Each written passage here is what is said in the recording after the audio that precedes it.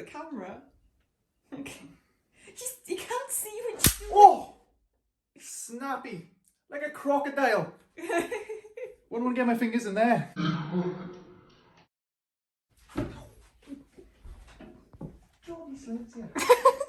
Hi guys, welcome to my channel. Today's video is going to be a review on magnetic hoops.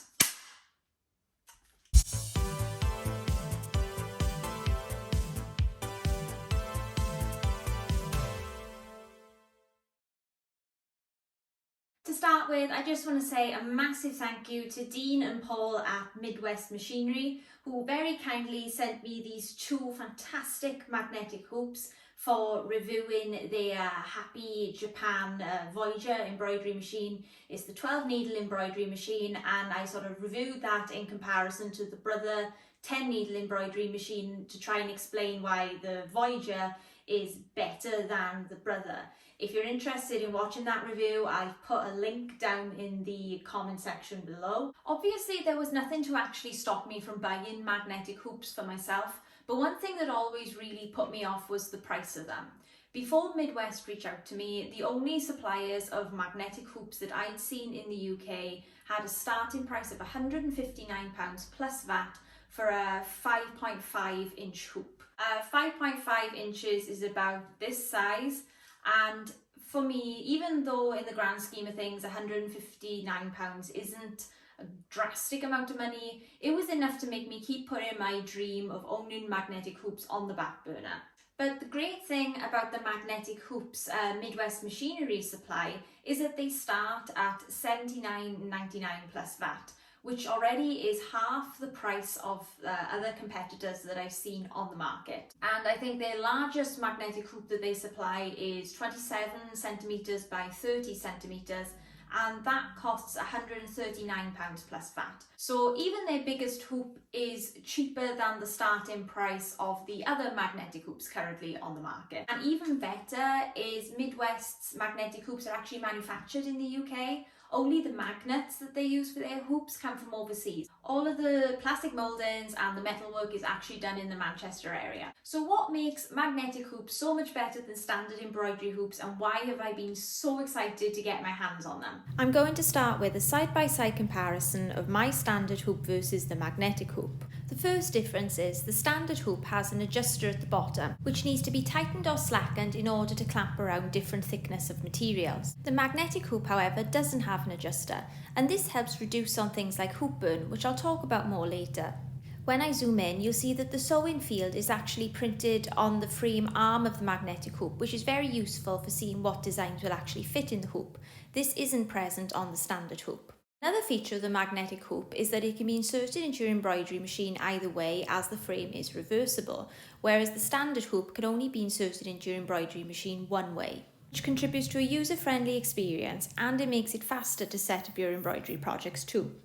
The overall speed increase and ease of usage in comparison to the standard hoop is something I hope to cover in the next part of this video. However, it's not without its hazards. And that's why you've got to watch the warning signs.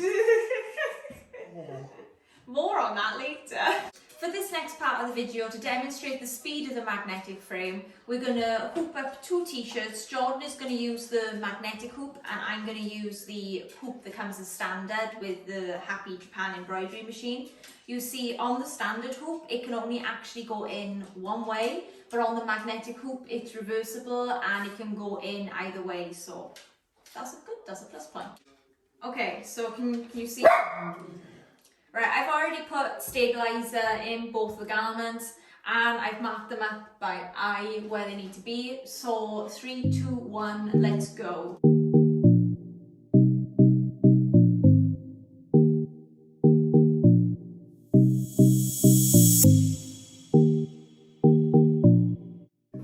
We should probably mention that we have a hoop master for doing this stuff. Yeah, so We're not... Never mind. I wanted the magnetic hoop to be quicker. Oh, and look at the difference. So yours is lovely, and the material in the hoop is lovely and taut. Look how tight that is. That's not going there anyway. Yeah, mine is actually quite wavy and loose. It's not bad, but you can see it's quite... But I want to point out something now. I've never done this before, and that, like you said, it's done it all for me, that's isn't good. it? I'd hope that I wouldn't. Yeah. I mean, I'd And put it's that quite, on the I machine. don't know, you probably can't see it on the camera. It's not for any bits, but that'll be panicking from the video. Actually, I don't think mine's perfect either. But I mean, you could adjust the pattern and the hoop for that anyway. Yeah. But yeah, okay, I'm gonna redo mine and then I'm gonna put them on the machine. I notice as I slide the magnetic hoop into the machine, the first thing is that there's a little bit of magnetic tension going on between the needle pallet and the magnetic hoop itself, which is understandable because it's a magnet. But also, as you saw there, the hoop actually overshoots the node a little bit, which I think is down to it being reversible. So you're going to want to keep an eye out for that, as it could result in your hoop not being evenly placed in your embroidery machine. I stitched my logo onto the two t-shirts and this is the result. I deliberately chose two dark garments to show up any hoop burns, and as you can see on the navy t-shirt, which used the traditional hoop, there is quite a significant hoop burn. But on the purple t-shirt that used the magnetic hoop, there's no hoop burn at all, which is fantastic news because it means I don't have to spend any more time steaming my garments to get rid of hoop burns. Magnetic hoops also make it a lot easier to hoop up awkward places. For instance, I do a lot of my embroidery on denim jackets, and so I waste a lot of my time wrestling with really thick seams. With the magnetic hoop, all of that trauma is taken away with a snap. The strong magnets easily clamp over thick seams and thicker materials, which makes the magnetic hoops a lot more versatile than traditional hoops. So for all of you people embroidering on horsey garments and equestrian attire, a lot of doors just opened for you because you're not going to be struggling to force those thicker materials into your embroidery hoops, and it saves you wrists too. I've actually suffered 3 injuries on the same wrist, and having to force denim jackets in particular in traditional hoops is quite a strain on your wrist, and this just takes all that away with a snap.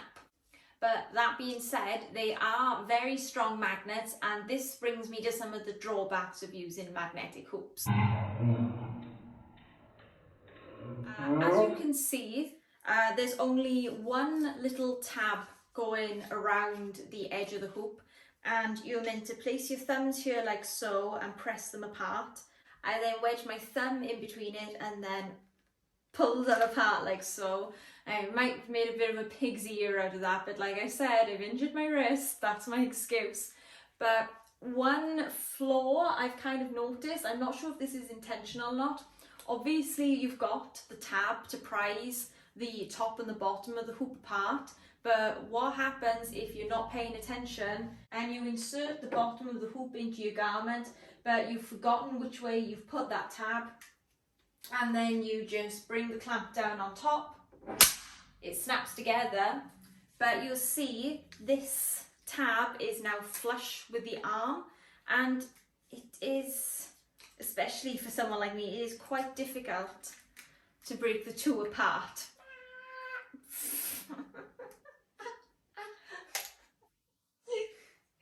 Which brings me to my next issue. They are a pinching hazard. Obviously, magnets, they want to be stuck together, and there is quite a high chance that you will get blood blisters if you happen to snap the two hoops together.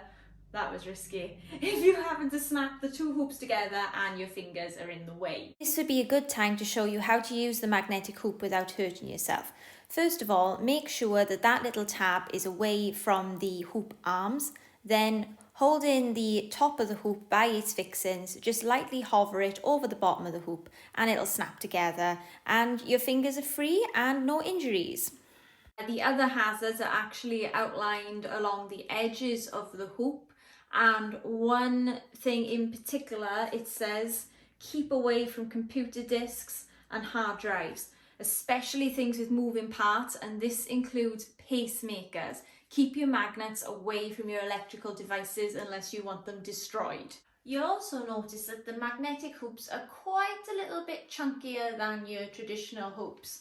When the box arrived, I was actually quite taken aback by how much heavier these hoops are. They're really solid and really good quality. But unfortunately for me, while these two hoops will work just fine in my Happy Japan 12 needle embroidery machines, the larger size, which is the 27 by 30 embroidery hoop, the hoop that is equivalent to this size hoop in the magnetic frame, even though it'll actually fit on my Happy Japan Voyager machine, Midwest don't actually recommend that I use that magnetic frame on my 12 needle embroidery machine because of the weight of it and the vibration it creates.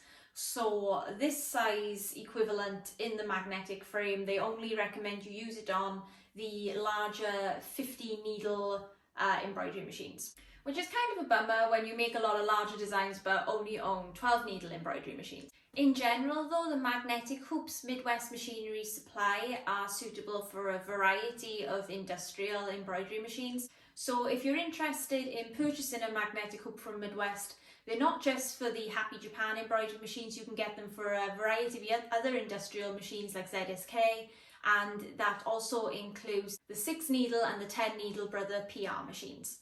But when you go to the website to purchase your magnetic frame, make sure you let them know beforehand what embroidery machine you're purchasing it for, so they can make sure that you've got the right fixings on the end of it so it's compatible with your embroidery machine. And above all else, beware, these are not standard hoops. So when you fix this to your embroidery machine, this isn't a registered hoop size. The embroidery machine won't know what it is automatically, and you might find that if you import a design that's actually bigger than the embroidery area, or you potentially position the embroidery design off the embroidery area, the machine won't know there's a hoop there. It'll just move to wherever it's meant to be stitching, bring the needle down, smashing up your needle and potentially wrecking your embroidery machine, which you really don't want. You can still use your magnetic frame in your embroidery machine, you just have to be ultra careful. Here I've selected a standard hoop size and I've put the corresponding hoop in my machine. On the display you can see a red line, and this signals the boundary of the hoop. You can choose a similar size preset hoop from your list of embroidery hoops on your Happy machine and use it as a guide. Here I'm choosing my size 18 hoop, which is similar size to my 15cm magnetic frame. It gives me a rough idea of the area I have to work in, and I can use the preset red line as a guide. This isn't a method that guarantees safety, and so I'd always recommend tracing the outline of your design before stitching to be sure that the needle is clear of the edges of the hoop. But if you're not happy with guesstimating, I am going to post another video on how to input custom hoop designs into your Happy Japan machine. It's going to be in a separate video to keep things organised, and I am going to be posting it pretty quickly after this one, so I'll put a link for that down in the comment section below. So I just wanted to round off this video with a quick summary. The things you need to watch out for with the magnetic hoops are, it's a pinching hazard, so watch those fingers, and then be sure to keep it away from your electrical devices like your phones and your hard drives. And lastly, and this one is a bit of a biggie, please be careful when inserting the magnetic hoop into your embroidery machine because it isn't a standard hoop size. But let's end this video on a high. Those cons are more little inconveniences rather than actual flaws, and certainly not reasons to not use magnetic hoops. They're also drastically outweighed by the pros of using a magnetic hoop. For starters, the magnetic hoops that Madeira and Midwest Machinery supply are affordable. When you use a magnetic hoop, it saves you precious time because it eliminates the need to adjust your hoop. Not having to adjust the hoop reduces on things like hoop burn, which means you're not wasting time steaming and cleaning garments before sending them out to the customer. It also reduces things like wrist strain because you're not struggling to force the magnetic hoop over garments. It just closes over thicker seams and around awkward places with one easy snap. Again, I just want to say a quick thank you to Dean and Paul at Midwest Machinery in Manchester for sending me these two fantastic magnetic hoops to review, and I really hope everyone else watching this video found it useful in some way. If you have any questions or comments, please leave them in the comment section down below. If you'd like to see more of my content, please consider subscribing. Bye bye!